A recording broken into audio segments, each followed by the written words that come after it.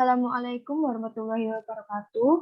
Selamat pagi Bu Rika. Perkenalkan, kami dari kelas Manajemen Malam atau SMX 1. Di sini kami akan memulai diskusi kami untuk mata kuliah perpajakan. Namun sebelum itu izinkan kami memperkenalkan diri terlebih dahulu. Perkenalkan, nama saya Amara Desiati dengan NPM 201010212126. Saya Destiara Migirorisa, NPM 201010212105. Saya Belinda Charity Wulandari dengan NPM 2010212347. Saya Muhammad Nur Hidayat dengan NPM 2010212112. Saya Telabima Rafif dengan nomor NPM 2010-21-2240. Di sini kami akan memulai diskusi kami untuk membahas perihal PPN, PPNBM, PBB, dan juga PPh 21 orang pribadi. Saya akan memulai share screen terlebih dahulu.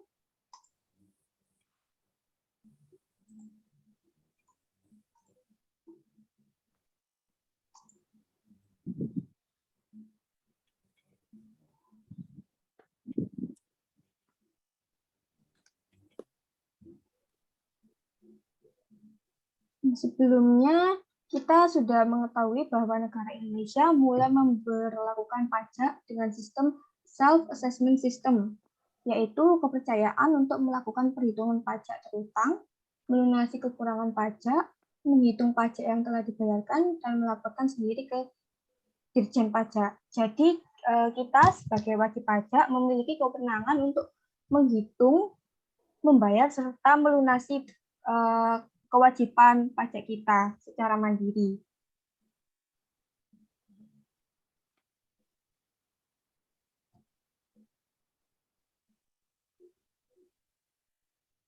Menurut Undang-Undang, definisi pajak Nomor 28 Tahun 2007 tentang Ketentuan Umum dan Tata Cara Perpajakan atau KUP, pajak adalah sebuah kontribusi wajib kepada negara yang terutang oleh seorang pribadi atau badan yang bersifat memaksa berdasarkan undang-undang dengan tidak mendapatkan imbalan secara langsung dan digunakan untuk keperluan negara bagi sebesar-besarnya kemakmuran rakyat.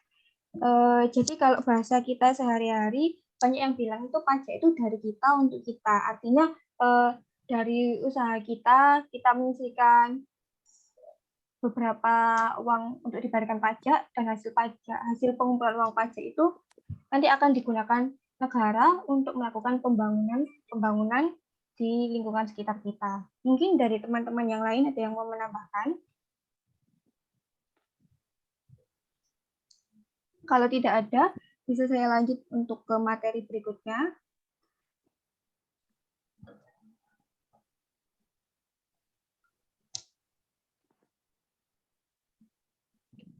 PPN adalah singkatan dari pajak pertambahan nilai, yang artinya pajak yang dikarenakan atas setiap penyerahan barang kena pajak atau jasa kena pajak dalam proses peredaran dari produsen ke konsumen. PPN merupakan pajak tidak langsung, yang berarti pajak dibebankan kepada pihak lain dan penanggung pajak tidak menyetorkan langsung pajaknya kepada kas negara. Lanjut, Mbak Amara.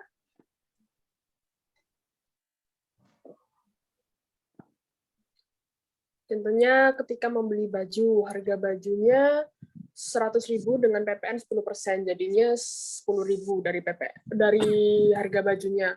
Jadi harga yang harus dibayar adalah 110.000. Jadi nggak langsung setor ke kas negara sebesar 10%, tapi konsumennya bayar ke penjualnya atau ke penjual barang yang bertanggung jawab menyetorkan ke kasnya negara.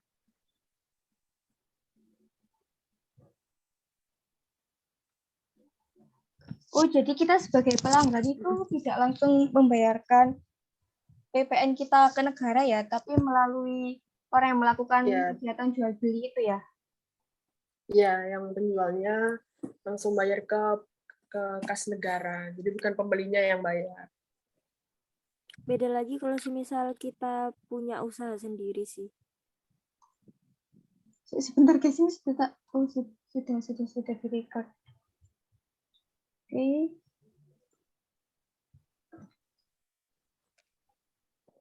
Sudah selesai apa bisa saya Lanjut. lanjut ya?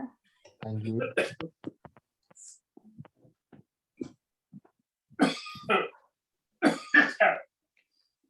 Dan mekanisme perhitungan PPN terutang adalah pajak keluaran dikurangi pajak masukan.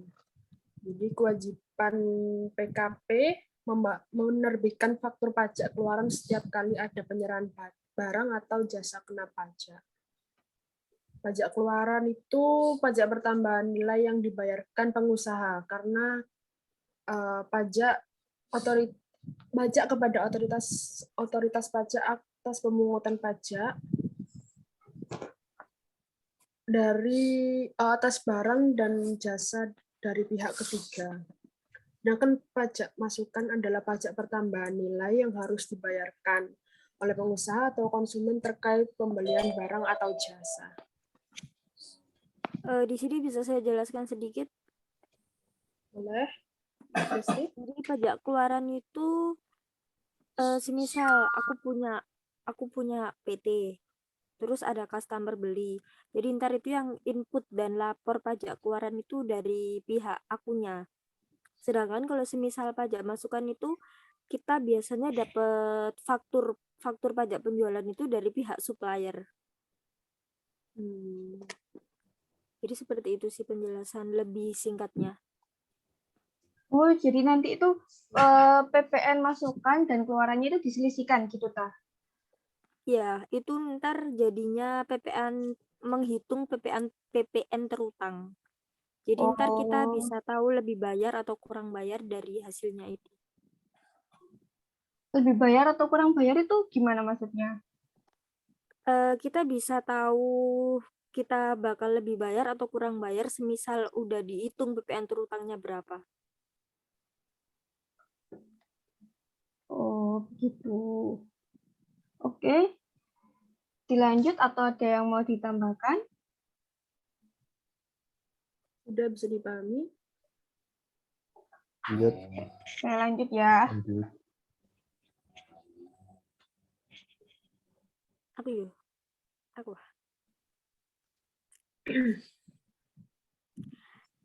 Jadi di sini saya akan menjelaskan tentang PPNBM. Arti dari PPNBM ini adalah pajak yang dikenakan khusus untuk barang-barang mewah kepada produsen yang menghasilkan atau mengimpor barang dalam kegiatan usaha atau pekerjaannya. Singkatnya, produsen perlu membayar pajak langsung ini kepada pemerintah. Bedanya sama PPN ini apa ya? Bedanya itu Boleh saya menjawab? Ya, ya. Menurut saya PPNBM ini terkhususkan untuk kepada barang-barang mewah. Oh, barang mewah. bisa dikategorikan semisal barang ini kita belinya lebih dari 10 juta. Itu termasuk masuk ke PPNBM atau enggak? Tergantung barangnya juga sih. Ketika barang tersebut value-nya lebih besar, pasti itu termasuk barang mewah. Oh, betul. Mungkin juga tergantung barangnya ya. Kalau Ya. misalkan barangnya Kayak- mobil, otomatis dia kena Ya. PPNBM. Ya, seperti Ya. Lamborghini, Ferrari. Apakah Civic juga termasuk, Mas Apip? Bisa dibilang barang mewah. Oh, begitu. Lebih tepatnya barang itu berasal dari ekspor. Ya, Oh, bisa di luar jadi. negeri gitu ya. Oh iya. Bisa dipahami. Bisa saya lanjut atau bagaimana? Bisa, Bisa, boleh. bisa.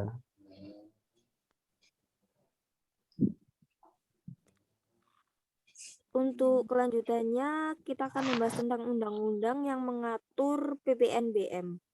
Seperti yang telah dijelaskan di slide yang tadi, bahwa setiap pajak telah diatur dalam perundang-undangan. Dalam hal ini, dasar hukum PPNBM adalah Undang-Undang Nomor 8 Tahun 1983 tentang pajak pertambahan nilai atau disebut dengan PPN dan pajak penjualan atas barang merah, yaitu PPNBM. Undang-Undang Nomor 8 Tahun 1983 ini juga dikenal dengan nama Undang-Undang PPN. Lanjut ya. Ya, lanjut.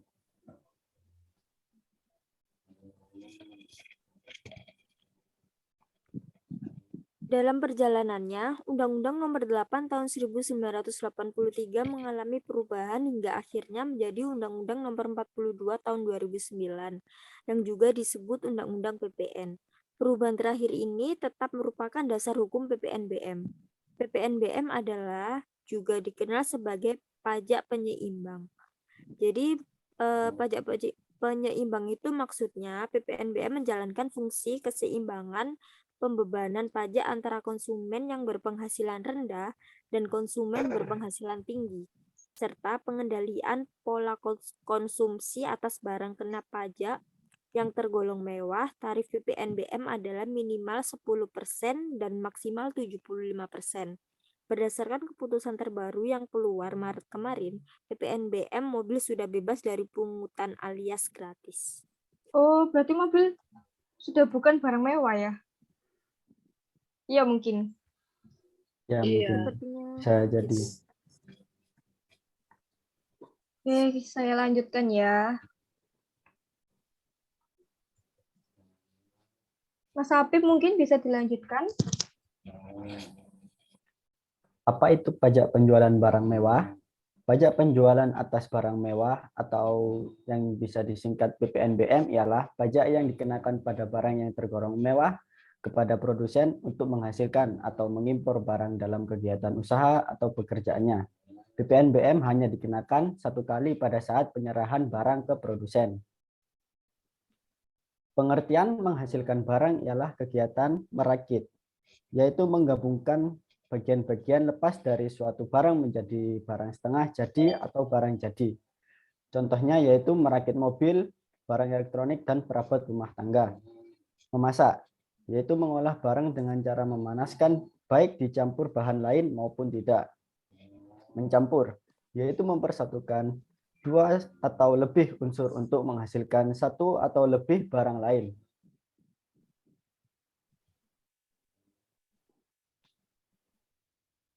Apa pertimbangan suatu barang dikenai PPNBM?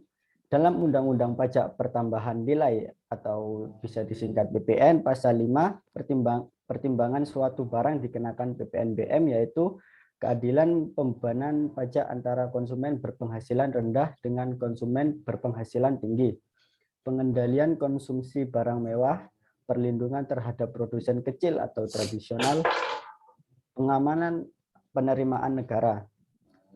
Barang kena pajak yang tergolong mewah, barang yang bukan barang kebutuhan pokok, barang yang dikonsumsi oleh masyarakat tertentu, barang yang umumnya dikonsumsi oleh masyarakat berpenghasilan tinggi, dan barang yang dikonsumsi untuk menunjukkan status. Saya boleh bertanya, Mas Habib? Boleh? Maksud dari barang yang umumnya dikonsumsi oleh masyarakat berpenghasilan tinggi itu contohnya seperti mobil nggak sih? Barang yang ya bisa dibilang barang, tapi dari penjelasan undang-undang tersebut yang barusan dijelaskan itu barang mobil bukan termasuk katanya dari undang-undang yang dijelaskan. PPNBM mobil itu kita bayar pajaknya tergantung berapa tergantung berapa harta yang kita punya nggak sih? Pajaknya yaitu tergantung dari mobil tersebut, harga dari mobil tersebut. Jadi setiap mobil pajaknya itu beda-beda. Tarifnya PPNBM beda-beda.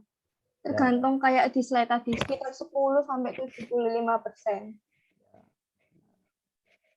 Baik, bisa dipahami. Mungkin barang itu bukan mobil.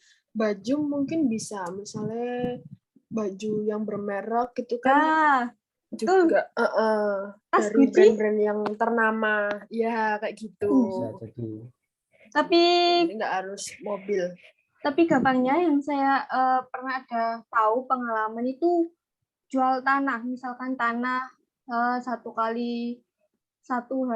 berapa hektar tanah dijual itu bisa sampai MM-an harganya, itu kena PPNBM kalau setahu saya.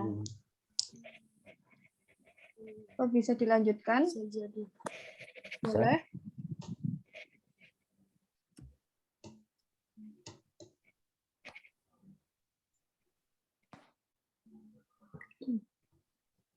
Silakan kepada Muhammad Hidayat. PPNBM. Kapan PPNBM dipungut? Prinsip pemungutannya hanya 1 kali saja, saat penyerahan oleh pabrikan atau produsen barang yang tergolong mewah, impor barang yang tergolong mewah, serta penyerahan pada tingkat berikutnya tidak lagi dikenai PPNBM. Berapa tarifnya PPNBM? Tarif PPNBM ditetapkan paling rendah 10% dan paling tinggi 200%. Perbedaan tarif PPNBM didasarkan pada pengelompokan barang yang tergolong mewah yang dikenal PPNBM. Tingkat kemampuan golongan masyarakat juga yang menggunakan barang tersebut, di samping didasarkan pada nilai guna barang. Pada umumnya barang tersebut kembali dikonsultasikan dengan DPR. PPNBM adalah pajak yang dikenakan atas konsumsi barang yang tergolong mewah di dalam negeri. Oleh karena itu, barang mewah yang diekspor atau dikonsumsi di luar negeri dikenai PPNBM dengan tarif 0%. PPNBM yang telah dibayar atas perolehan barang mewah yang diekspor tersebut dapat diminta kembali melalui Undang-Undang PPN Pasal 8.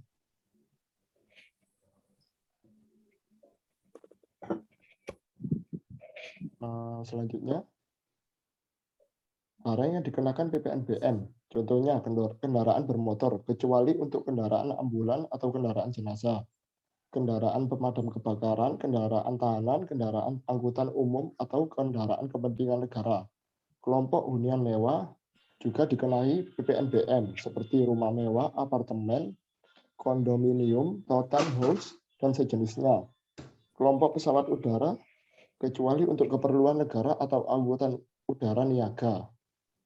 Kelompok balon udara, kelompok peluru senjata api, dan senjata api lainnya, kecuali untuk keperluan negara. Jadi kelompok kapal pesiar mewah kecuali untuk kepentingan negara. Jadi kesimpulannya PPNBM bisa dikenai asal bukan untuk kepentingan negara atau kepentingan umum lainnya. Saya boleh bertanya, Mas Hidayat? Boleh? Contoh hunian mewah kondominium ini seperti apa ya? Bentar.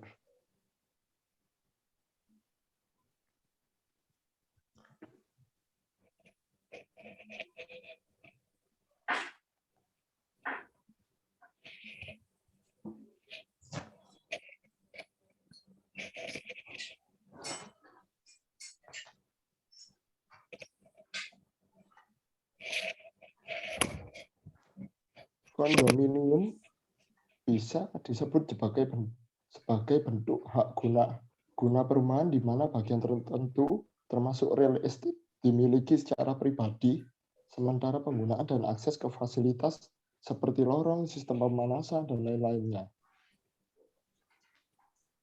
Baik, bisa dipahami. Saya lanjutkan ya. Ya.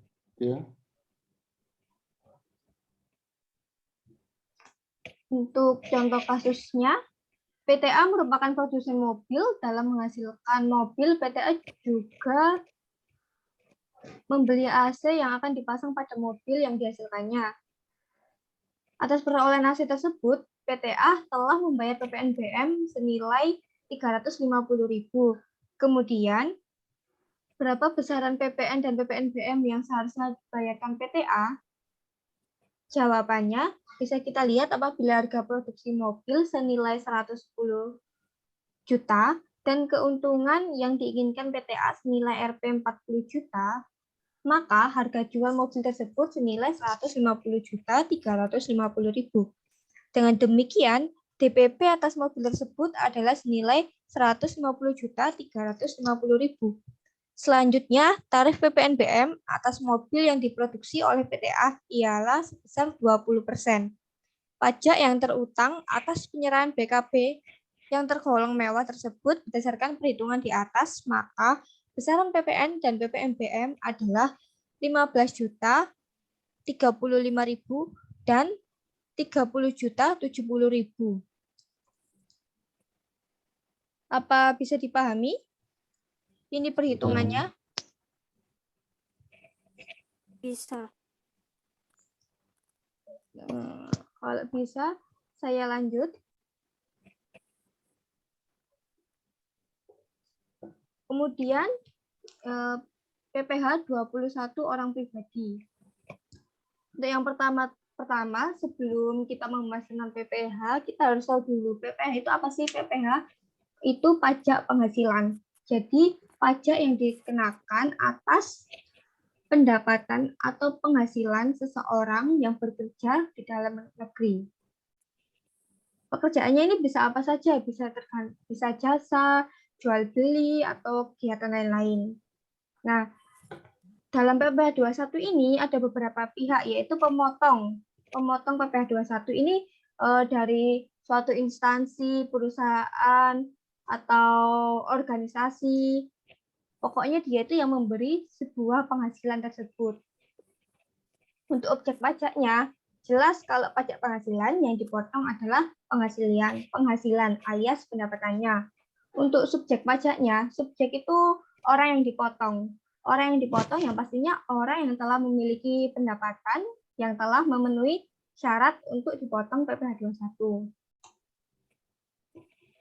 Ini secara rinci dapat kita lihat objek PPh pasal 21, yaitu pajak penghasilan pegawai tetap, pensiunan, PHK, pegawai tak tetap, imbalan bukan pegawai, imbalan peserta kegiatan, honorarium komisaris, pajak penghasilan diterima mantan pegawai, penarikan dana pensiunan, serta notura atau kenikmatan yang dibayarkan oleh WP PPh final dan juga WP normal perhitungan khusus.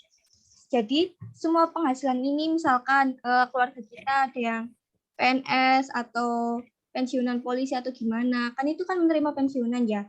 Itu juga dikenakan potongan PPh pasal 21.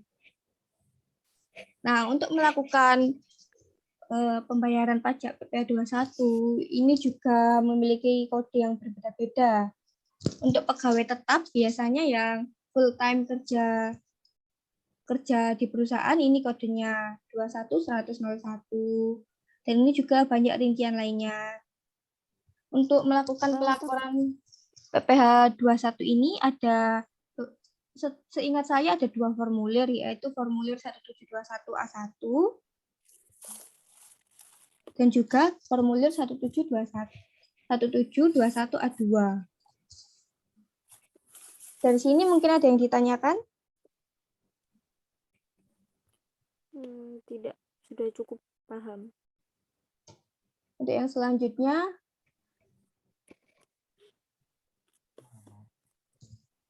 selanjutnya, di sini ada beberapa update untuk PPKP atau penghasilan tidak kena pajak dan juga tarif PPh 21.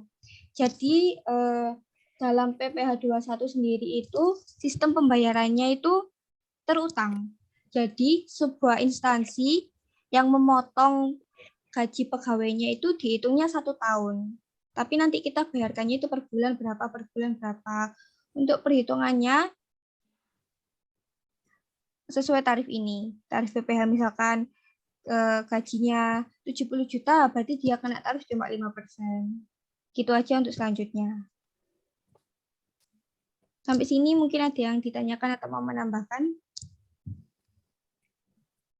Oh ya, selain memotong, instansi yang pemotong PPh 21 atau pemberi penghasilan ini berhak membuat sebuah bukti potong atau biasanya kita bilangnya bupot untuk sebagai bukti kalau ini loh penghasilanmu sudah saya potong. Seperti itu. Nah, kita sebagai wajib pajak, misalkan kita menerima bukti potong, nantinya bukti potong itu akan kita gunakan untuk laporan ke DJP pada akhir tahun nanti. Mungkin untuk PPh 21 ada yang mau ditanyakan atau mau menambahkan?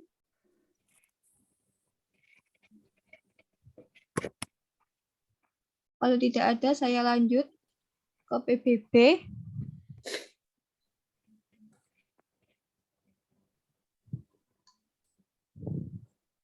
PBB adalah sebuah organisasi internasional yang anggotanya hampir di seluruh bagian negara. Oh, sebentar.